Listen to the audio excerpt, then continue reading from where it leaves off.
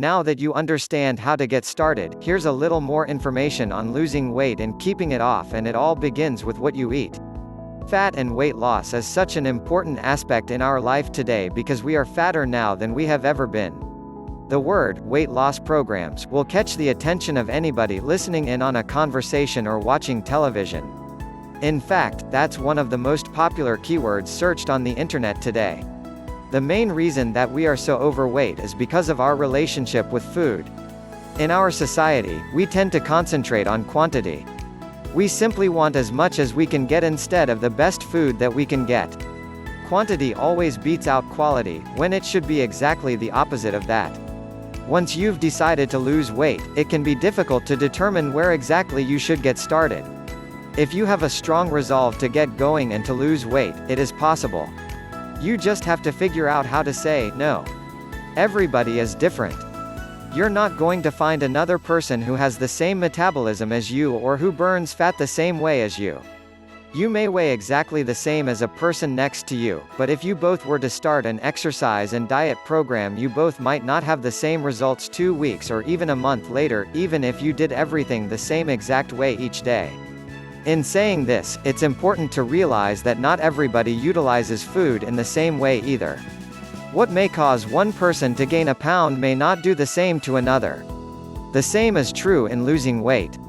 If you are a married woman and you and your husband are working out together, and let's say he gives up soda and loses 5 pounds from stopping his intake of soda, and you don't lose 1 pound, that shows you that you and your husband are not necessarily going to see the same results, even if you're eating and exercising in the exact same way. The bottom line is that today's society has to work a lot harder than societies of the past. 60 years ago, women and men were thin because they had to work. Manual labor was a requirement or you wouldn't be able to eat. You had to go gather eggs from the hen house if you want eggs, you had to go milk the cows for fresh milk, and you had to plow the fields to grow your vegetables. If you wanted beef, well, you had to know a little something about fattening up a calf and getting it butchered.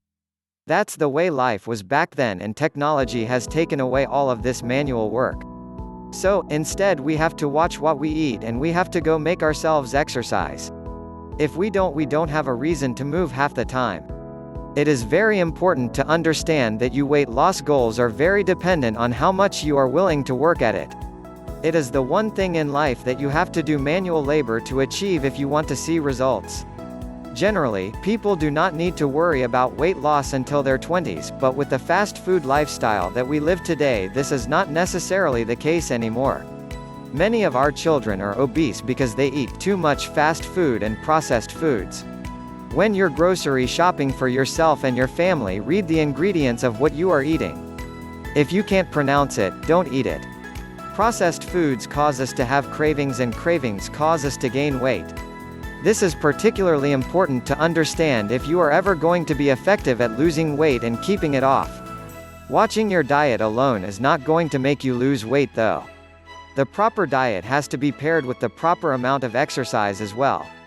The solution is an exercise regimen that will give your body the exercise it needs to burn fat and calories efficiently.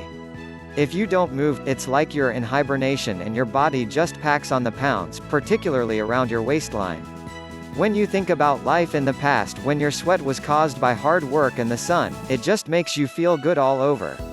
The sun beating down on your shoulders and the strain on your muscles just makes you feel stronger all over.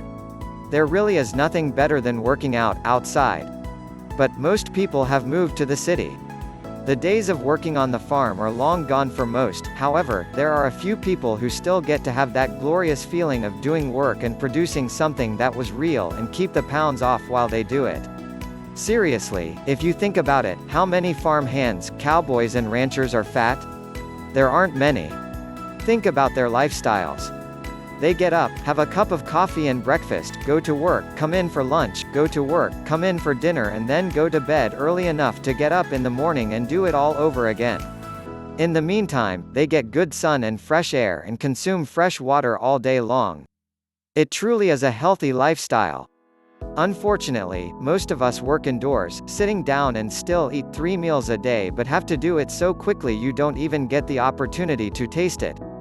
It's a fact of life that people in the city don't get much exercise, unless you live in a city where you walk everywhere you go. This means you have to put your mind to it and work at it.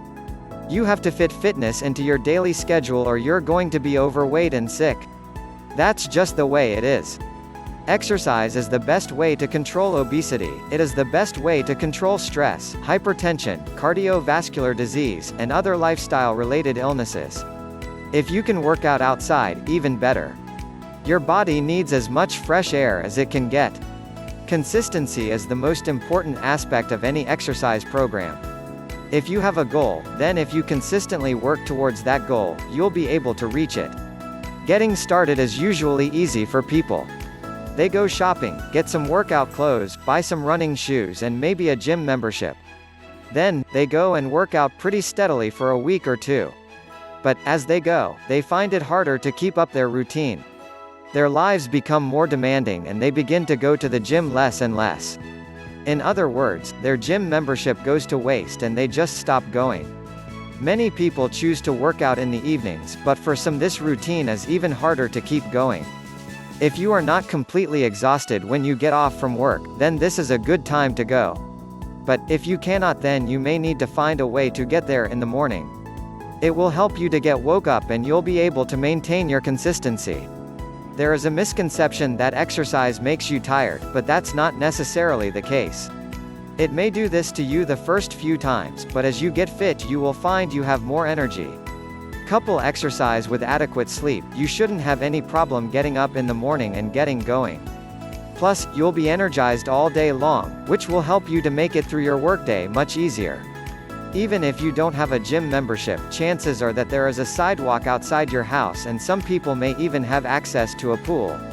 Get up a half hour earlier, throw on the sneakers and get to walking, running, jogging or whatever your exercise of choice is. If you have a four-legged friend, they'll surely enjoy this time with you as well.